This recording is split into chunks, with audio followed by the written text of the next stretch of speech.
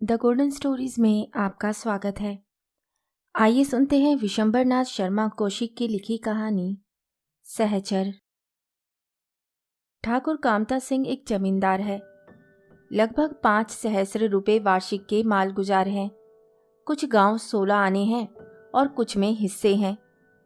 कामता सिंह उन अधिकांश जमींदारों में से हैं जिनके कारण जमींदारी पेशा बदनाम है, बल्कि यदि देखा जाए तो वह अन्य जमींदारों से 2-4 कदम आगे ही बढ़े हुए हैं। जैसा कि नियम है, ऐसे जमींदारों के शत्रु भी उत्पन्न हो जाते हैं। उनके द्वारा पीड़ित लोगों को अन्य जमींदार अथवा ग्रामीण भड़काया करते हैं। ऐसों में प्राय ऐसे लोग भी होते हैं जिनका कोई निजी स्वार्थ होता है, अर्थात ऐसे छोटे अथवा दुर्बल जमींदार जिनका प्रभाव उक्त जमींदार के सामने नगण्य होता है। स्वयं उनकी प्रजा भी उक्त जमींदार के सामने उनका कोई महत्व नहीं समझती, अथवा वे लोग जो स्वयं उक्त जमींदार से पीड़ित होते हैं और स्वयं अलग रहकर किसी दूसरे के द्वारा अपनी प्रतिशोधाग्नि को शांत करना चाहते हैं। संध्या का समय था। कामता सिंह अपने बड़े तथा पक्के भवन के सामने के प्रांगण में बैठे हुए थे। प्रांगण में 3 तख्त बिछे हुए थे। इनमें से एक पर गद्दी तकिया लगा हुआ था। इस पर कामता सिंह विराजमान थे। 2 तख्त आने जाने वालों के लिए बिछे हुए थे। इनके अतिरिक्त कुछ मोड़े तथा कुछ लकड़ी और लोहे की कुर्सियां भी रखी हुई थी। कामता सिंह के पास कई आदमी बैठे हुए थे, कुछ मोड़ों और कुर्सियों पर तथा कुछ तख्त पर। ठाकुर साहब के बगल में उन्हीं के तख्त पर एक शिकारी कुत्ता अपने अगले पैर फैलाए तथा उन पर मुंह रखे चुपचाप बैठा था। ठाकुर साहब अपना बायां हाथ उस पर फेर रहे थे। ठाकुर साहब की वयस 40 वर्ष के लगभग थी। हृष्टपुष्ट, दीर्घकाय तथा बलवान व्यक्ति जान पड़ते थे। मुख पर कर्कशता, आंखें कुछ उबली हुई तथा आरक्त।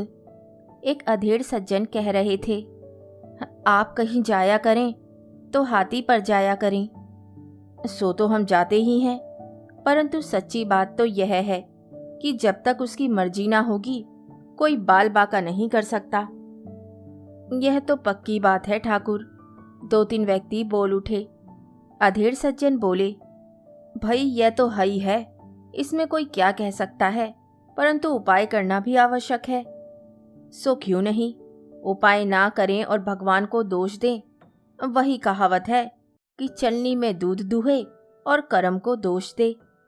सो उपाय तो हम रखते हैं। यदि कहीं हम अकेले भी पड़ जाएं तो ये शिकार हमारे साथ हो तो 10-12 लठैत हमारा कुछ नहीं बिगाड़ सकते। यह बात तो है ठाकुर, यह शिकारी बड़ा होशियार है। कुत्ते सभी होशियार होते हैं, पर यह शिकारी बड़ा बेढब है। कोई आपकी तरफ जरा घूर कर भी देखता है तो ये चौकन्ना हो जाता है। उस दिन एक आसामी आया। वे हमसे बात करते करते जरा जोर से बोलने लगा। सो बस इसने त्योरियां बदली। इसके त्योरियां बदलते ही आसामी का बोल बंद हो गया। फिर वे जोर से नहीं बोला। आप इसकी सेवा बर्दस्त भी तो बहुत करते हैं, अपने बाल बच्चों की तरह रखते हैं। भाई मैं इसे अपने सामने खिलाता हूँ, नौकर का भरोसा नहीं करता। मेरी चारपाई के पास ही इसका खटोला रहता है, उसी पर सोता है। बताओ इतनी बर्दाश्त कौन कर सकता है। सेर भर तो गोश्त पाता है, आधा सेर सवेरे और आधा सेर सांझ को, और 2 सेर दूध, सेर भर तड़के, और जहां भैंस दूही गई बस पहले यह छक लेता है, और इसी तरह सेर भर सांझ को, और बीच बीच में टुगार पाता रहता है। कोई लड़का बच्चा खाने बैठा, उसके पास बैठ गया, उनसे कुछ पा गया। हाँ, हर वक्त छका रहता है। शिकार में जाता है तब इसे देखो, जिस खरगोश या हिरन को देख लेगा बस फिर वह शायद ही निकल जा सके, नहीं तो यह मार ही लेता है। हिरन के बराबर दौड़ लेता है, बड़े मजे से। तभी तो आपने इसका नाम भी शिकारी रखा है। यह कुत्ता भी शिकारी जाति का है। जरूर होएगा। देखिए कुछ चौकन्ना है, हम लोगों को गौर से देख रहा है। यह समझ गया कि हम लोग इसके संबंध की बात कर रहे हैं। क्यों बे? ये कहकर ठाकुर साहब ने उसे थपथपाया। शिकारी ने कान दाबकर दुम हिलाते हुए ठाकुर साहब की ओर देखा और तत्पश्चात पुनः मुंह घुमाकर हाफने लगा। ठाकुर बोले, हमें थोड़ा बहुत खटका ठाकुर ध्यान सिंह से है, और किसी से हमें भय नहीं है। बड़ा पाजी ठाकुर है। पाजी तो खैर है ही है, सामने नहीं आता, छिपे छिपे वार करना चाहता है, इसी मारे उससे खटका है। सामने आकर वार करने वाले से खटका नहीं होता। खटका तो इन नागों से है जो छिपकर काटना चाहते हैं। यही बात है ठाकुर। उधर ठाकुर ध्यान सिंह कामता सिंह के अन्यतम शत्रु थे, छोटे जमींदार थे। कामता सिंह के मारे उनकी जमींदारी मिट्टी हो रही थी। उनका कुछ भी प्रभाव नहीं था। खास उनकी ही जमींदारी के आदमी उनकी अवहेलना करते थे। कोई काम पड़ता था तो कामता सिंह के आदमी उनकी जमींदारी के आदमियों को बेगार में पकड़ ले जाते थे। ना ध्यान सिंह में इतनी शक्ति थी कि वे कुछ हस्तक्षेप करे, और ना गांव वाले ही उनके कहने से विरोध करने को उद्यत होते थे, बल्कि प्राय वे स्वेच्छा से ही ध्यान सिंह के रोकते रहने पर भी कामता सिंह के काम पर चले जाते थे। कोई पारस्परिक झगड़ा होता था तो उसका भी न्याय कामता सिंह से ही कराते थे, ध्यान सिंह से बात भी ना करते थे। यद्यपि कामता सिंह बहुधा न्याय के बहाने अन्याय ही करते थे, परंतु तब भी गांव वाले कामता सिंह के पास जाते थे। कामता सिंह का इतना आतंक, इतना प्रभाव ध्यान सिंह को असह्य हो रहा था। वह मन ही मन भुना करते थे, परंतु विवश थे। दोपहर का समय था। ध्यान सिंह अपने घर के बाहरी भाग में बैठे हुए थे। वे इस समय अकेले थे। इसी समय उनके पास एक 25-26 वर्ष का हिष्ट-पुष्ट कसरती जवान पहुंचा। उसे देखकर ध्यान सिंह बोले, क्या है रामचरण, कैसे आए? रामचरण उनके सामने उकड़ू बैठ गया और बोला, आपके पास फरियाद लाए हैं मालिक। फरियाद मेरे पास? कामता सिंह के पास जाओ, वही तुम लोगों का न्याय करते हैं, हम काहे में हैं? आप क्यों नहीं हैं सरकार, जमींदार तो आप ही हैं। हाँ, खाली पैसा लेने भर के, बाकी हुक्म तो यहाँ कामता सिंह का ही चलता है। झूठ कहते हैं? नहीं सरकार, कहते तो आप सच्ची ही हैं। आपकी ये दशा न होती तो कामता सिंह की मजाल थी कि हमारे गांव पर टेढ़ी निगाह डाल सके, पर गांव तो बिगड़ा ही हुआ है सरकार। कामता सिंह का बोलबाला है, पर अब तो हद हो गई। क्या हुआ? अब इज्जत आबरू पर भी नौबत आ गई सरकार। जात के अहिर जरूर हैं, पर इज्जत आबरू तो हमारी भी है सरकार। हाँ हाँ, क्यों नहीं, इज्जत आबरू तो सबकी है, चाहे जिस जात का हो। ध्यान सिंह ने उत्सुकता पूर्वक कहा। और कोई चाहे सह ले, पर हम तो नहीं सहेंगे। सहना भी नहीं चाहिए, यह तो मैं सदा कहता आया हूं, पर मेरी बात ही कोई नहीं सुनता। परंतु बात क्या हुई, पहले यह तो बताओ। कामता सिंह ने हमारी आबरू ले ली सरकार। ध्यान सिंह लेटे हुए थे, उठकर बैठ गए और बोले, क्या बात हुई है? कल सांझ को हमारी जवान बहन को, जबकि वे बाहर शौच को गई हुई थी, कामता सिंह के आदमी उठा ले गए। रात भर उसे रखा, सवेरे फिर यहीं छोड़ गए। हैं? ध्यान सिंह ने नेत्र विस्फारित करके कहा, हाँ मालिक, हम तो किसी काम के नहीं रह गए सरकार। ये कहते कहते रामचरण रो पड़ा।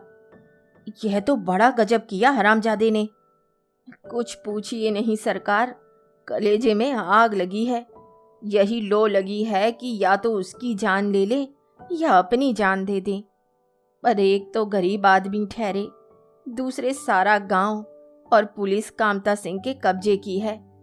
हमारी सहायता करने वाला कोई नहीं है सरकार। ध्यान सिंह का मस्तिष्क सक्रिय हो गया। उन्होंने देखा कि कामता सिंह से बदला लेने के लिए रामचरण एक अच्छा प्रश्न बन सकता है। अतः वह बोले, यह तो बड़ा गजब हो गया रामचरण, इस बेइज्जती से तो मर जाना अच्छा है। गांव वालों को तो यह हाल मालूम हो गया होगा। सबको नहीं तो हमारे पास पड़ोसियों को तो मालूम ही हो गया है, पर कामता सिंह के डर के मारे कोई सनक नहीं रहा है। सब अनजान बने घूम रहे हैं, पर आपस में खुसर फुसर चल रही है। इसी से हमने समझा कि उन्हें पता लग गया। तब तो तुम्हें चुप नहीं बैठना चाहिए। इससे ज्यादा बेइज्जती और नहीं हो सकती। बेइज्जत होकर जिए तो क्या जिए। बात तो सरकार यही है, इसलिए हम सरकार के पास आए हैं कि अब जैसा सरकार हुक्म दे वैसा करें। ध्यान सिंह कुछ क्षण सोच विचार करने के पश्चात बोले, हिम्मत है? सो तो जैसी आप सलाह देंगे वैसा होगा, चाहे प्राण भले ही चले जाएं। अच्छा तो सुनो। इसके पश्चात दोनों में बहुत ही धीमे स्वर में वार्तालाप होने लगा। वार्तालाप करने के पश्चात ध्यान सिंह बोले, खूब अच्छी तरह होशियारी से काम करना। पहले उनका सब बखत कि किस समय क्या करते हैं, कहाँ रहते हैं, कहाँ जाते हैं, इन सब बातों को समझ लेना। बस निकल भराना, फिर हम सब ठीक कर लेंगे। देखिए भगवान के हाथ बात है। यह कहकर रामचरण चल दिया। 3 दिन व्यतीत हो गए। कामता सिंह शाम को झुटपुटे के लगभग शौच के लिए बाहर निकला करते थे। साथ में 2 लठबंद जवान और शिकारी रहता था। आज भी कामता सिंह उसी समय उसी प्रकार शौच के लिए निकले। एक स्थान पर पहुंचकर कामता सिंह ने साथ के आदमी के हाथ से जल का लोटा ले लिया और आगे बढ़कर ज्वार के खेत के पीछे एक खुले मैदान में चले गए। शिकारी तथा दोनों आदमी उसी स्थान पर खड़े रहे। शिकारी भूमि सूंघता हुआ इधर उधर टहलने लगा। ठाकुर के जाने के 10 मिनट पश्चात ही जिधर ठाकुर गए थे उस ओर से ठाकुर का कंठ स्वर सुनाई पड़ा। उन्होंने एक बार पुकारा, शिकारी। शिकारी तुरंत चौकन्ना हो गया। एक क्षण के लिए उसने उस ओर देखा और दूसरे ही क्षण वे झपटकर उस ओर दौड़ा। आगे पहुंचकर उसने देखा कि कामता सिंह रक्त से लथपथ भूमि पर लौट रहे हैं और एक व्यक्ति भागा जा रहा है। शिकारी तुरंत उस भागते हुए आदमी के पीछे दौड़ पड़ा। वह व्यक्ति कठिनता से 20-25 गज के फासले पर गया होगा कि पीछे से शिकारी उस पर टूट पड़ा। शिकारी के फांदने से वह व्यक्ति झोंके में मुंह के बल गिरा, परंतु तुरंत ही घूमकर खड़ा होने लगा। इसी समय शिकारी ने उसका गला पकड़ लिया। व्यक्ति के हाथ में छुरा था। उसने उससे 2 वार तो किए, परंतु फिर वह स्थिर पड़ गया और उसके हाथ से छुरा छूट पड़ा। शिकारी ने 2-3 झटके देकर उसका काम तमाम कर दिया। यह व्यक्ति रामचरण अहीर था। शिकारी के शरीर से रक्त की धारा बह रही थी। रामचरण को छोड़कर वह लौटा, थोड़ी दूर चला और गिर पड़ा, फिर उठकर चला, फिर गिरा। इस प्रकार 3 बार गिर उठकर वह कामता सिंह से 3 गज की दूरी पर पहुंच गया। दोनों लठबंद हक्का बक्का से कामता सिंह के पास खड़े थे। सहसा एक उनमें से बोला, यह तो ठंडे हो गए, जल्दी जाकर गांव में खबर करो। वह आदमी उधर गया। उधर शिकारी पेट के बल घिसटकर कामता सिंह की लाश की ओर जाने लगा। खड़ा हुआ व्यक्ति मंत्रमुग्ध की भांति शिकारी की ओर ताक रहा था। अब कामता सिंह की लाश शिकारी से 1 गज की दूरी पर रह गई थी। शिकारी स्थिर होकर निश्चेष्ट हो गया। कुछ क्षण तक वह पड़ा रहा। उस व्यक्ति ने समझा कि शिकारी भी समाप्त हो गया, परंतु सहसा शिकारी ने अपना अंतिम बल लगाया। 2 झटकों में वह घिसटकर कामता सिंह की लाश के निकट पहुंच गया। लाश के निकट पहुंचकर उसने लाश की छाती पर अपना मुंह रख दिया और इसी समय उसके प्राण पखेरु उड़ गए। कहानी सुनने के लिए धन्यवाद। तो इसी के साथ मैं आपसे विदा लेती हूँ और कल फिर मिलती हूँ एक नई कहानी के साथ।